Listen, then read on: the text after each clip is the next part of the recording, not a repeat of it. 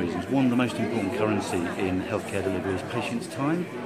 What they want to be doing is getting back to their normal lives and not hanging around waiting for things to happen.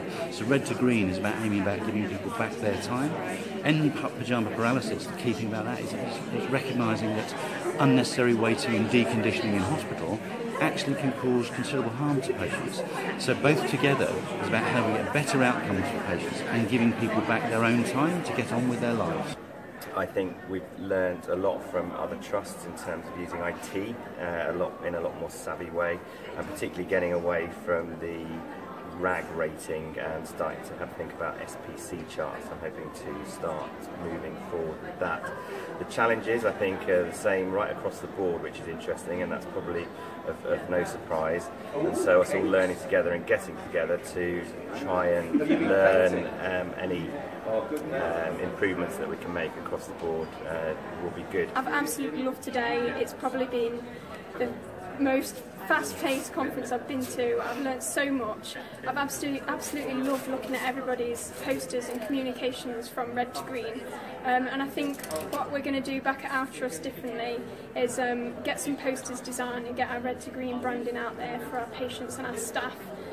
Because I've sort of learnt that communication and engagement through comms and posters is really powerful.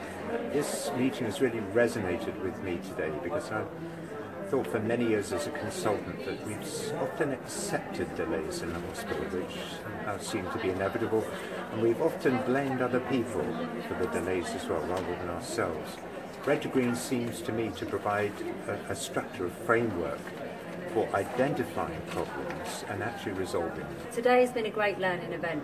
I've spoken to lots of different individuals from different healthcare agencies, acute trusts, community trusts, and one thing that's become very clear out of all the conversations is that everyone is so passionate about Red2Green.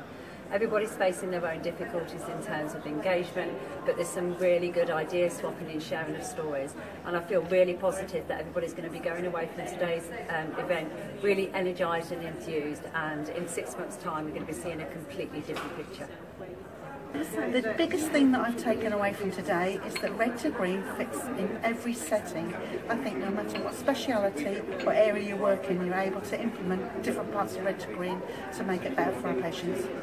Three things that I'm going to take away from today are the fact that you do need some data to support your evidence, and that the ward staff do appreciate that, because they like to be able to monitor how they're doing.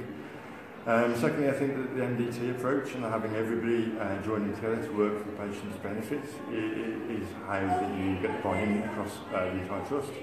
And also that I do need to work on the way that we sell this to the medical staff, use drivers that they're interested in to help mark improvement, rather than just doing it based upon solely on patient stories. A lot of wonderful nuggets, lots of wonderful learning. Three that stand out. One is someone tweeted about every time you take a constraint out of the system, you cause flow to be better. It's all about removing constraints, and you can do that one at a time, and it just keeps getting better and better. The flow does.